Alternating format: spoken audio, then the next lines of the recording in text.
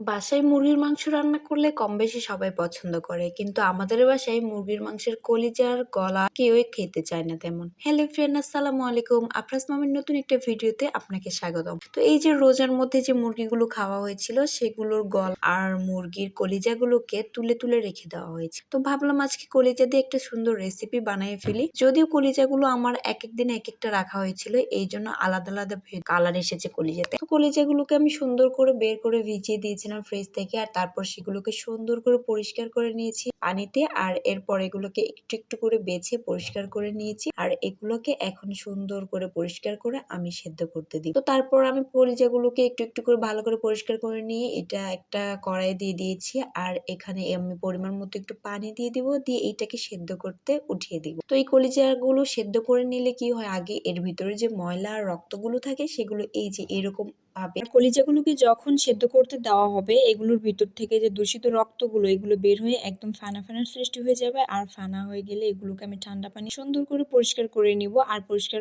করা হয়ে গেলে এগুলোকে কুচি কুচি করে একদম কেটে নিব।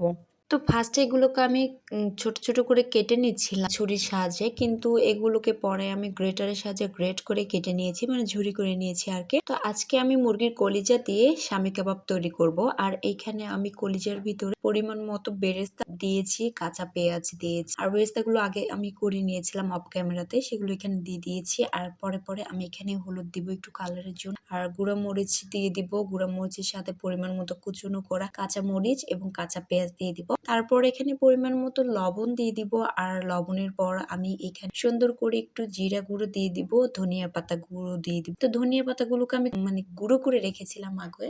তারপর এখানে আমি বাটা মশলাগুলোকে দিয়ে দিব, আর শেষ পর্যায়ে আমি খেসারির ডাল বেটে রেখেছিলাম অফ ক্যামেরায়, আর এই বাটানো ডালগুলো আমি এর ভিতর দিয়ে দিব। দিয়ে এটাকে একটা সুন্দর করে বোলের ভিতর নিয়ে নিব। যেহেতু আমার আগের বোলটা ছোট ছিল, তাই বড় একটা বোল আমি এটাকে নিয়ে নিয়েছি। আর পরে পরে এগুলোকে আমি সুন্দর করে আস্তে আস্তে ঢেলে নিয়েছি এর ভিতরে। আর এইখানে আমি পরিমাণ মতো ডিম দিয়ে দিব। আমি এখানে 1.5টা ডিম দিয়েছি, আর আমি 1.5টা ডিম দেওয়ার পরে এখানে আমি এগুলো আস্তে আস্তে একটু করে মেখে মেখে নিচ্ছিলাম। আর এইটা মাখানো হয়ে গেলে এইটাতে আমি ডিমের কোটিং করে নেব, আর এগুলোকে সুন্দর করে পিচ পিচ করে নিয়ে ডিমের কোটিং এ সুন্দর করে একটু মেখে নিব। আর তারপরে এগুলোকে এই যে আমি এই সাইজের করে নিয়েছি, আর এগুলোকে ডুবো তেলে ভেজে নিব। তো ডুবো তেলে আমার ভাজানো হয়ে গেলে এইগুলোকে আমি ছেঁকে ছেঁকে আস্তে আস্তে উঠিয়ে নিব। কেমন হয়েছে ভিডিওটা লাইক কমেন্ট শেয়ার দিয়ে পাশে থাকবেন। আর স্বামী কাবাবের কালারটা কেমন এসেছে কমেন্টে জানাবে। ধন্যবাদ সবাইকে।